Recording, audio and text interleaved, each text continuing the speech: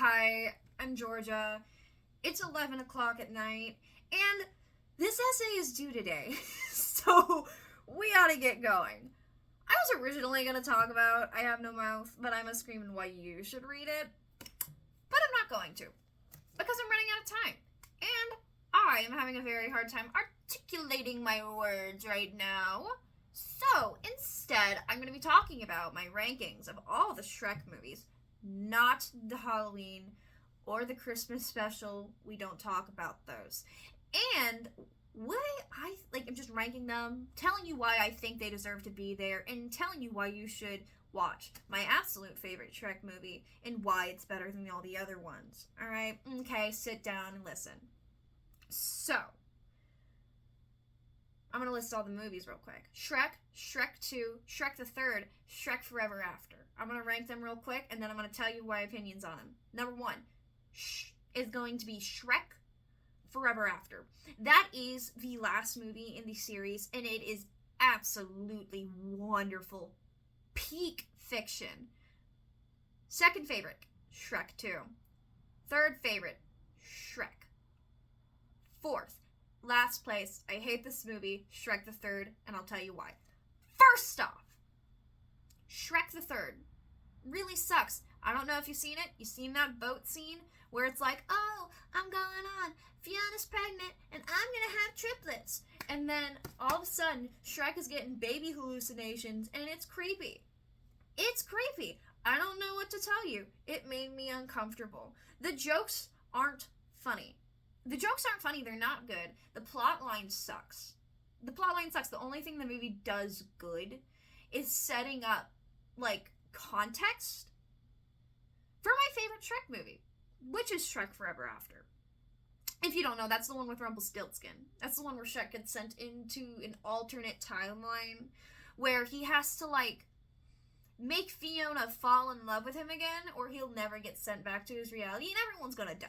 Pretty much, that's the plot of the movie. That's the plot of the movie. Everybody dies. Including himself, actually. He's the one who dies. Now, look, I love y'all guys, and I really do, but Shrek, the first Shrek movie, it's really good. It's so good. It's iconic. Hey now, you're a rock star. It's great. I love it. It's so good, right? But the other ones are better, right? Now, it's a great movie. Not peak fiction. It's a great movie. I'm not going to say peak fiction because peak fiction's coming later. And I'll talk about that. But, yeah. And Shrek 2. Now, Shrek 2, perfect. Second place. Second movie. Great, right? You put that in place. Now, Shrek 2 is so good. And I think the main reason I'm putting it above the other ones is because it's the, most memorable one to me. When I think Shrek, I think the second movie, right? We think of that fairy godmother, her twinkly red dress, where, her saying, I'm a hero. It's great. It's wonderful. We love it. Prince Charming, love it. Okay? We got it. Such a good movie. Adore it. Every ounce of my being. So good. And, we get a bunch of funny lines, I love whenever they introduce the, ugly stepsister, and she's just so funny, she's she is ugly, she has, I think she's, a voice actor, it's, a man, and I think it's funny for comedic effect, it's great comedic effect, I love it. Now, I want to get to the main meat of my video, because I've just been yapping for 4 minutes by now. Now, my favorite is the last movie in the entire series, and that would be Shrek Foreverafter. Shrek Foreverafter is peak fiction, and I think it perfectly ties to a nice little green swampy bow on top of our Shrek themed gift box. You dig? Okay. So the thing is about Shrek Foreverafter, the plot is pretty much Shrek. He's tired of this. He wants to go back to his Shrek swampy ways, right?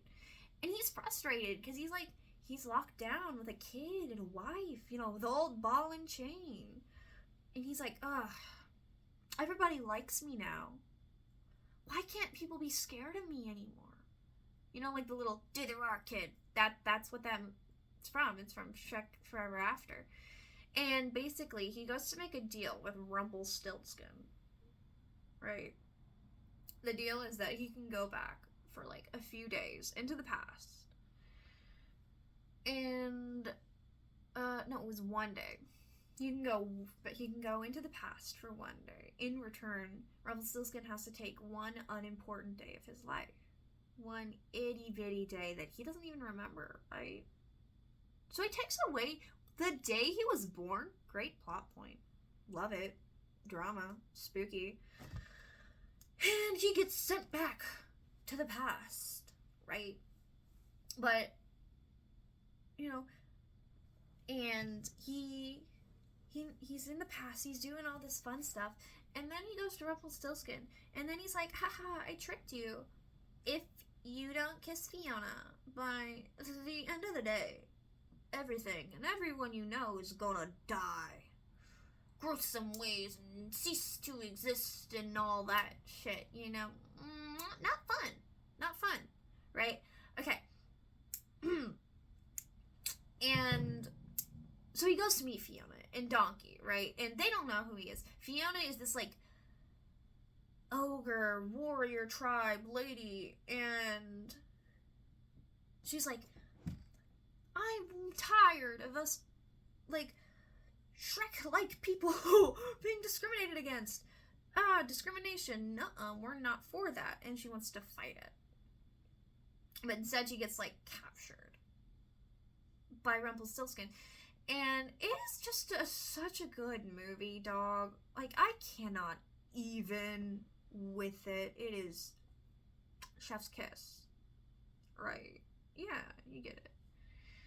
And I love it so much because, like, while the other movies are just so silly and lighthearted, and I love that. Like, that's what I want some days. I always find myself coming back to Shrek Foreverafter because it's gripping. It's gripping, and it makes, like, my heartstrings get pulled, and, no, you know? And it's a good movie. You should watch it. It's great. And I know that's just a really long 8-minute version of this a good movie, you should watch it, but when it's like 11:30 by now, at night, what am I supposed to talk about?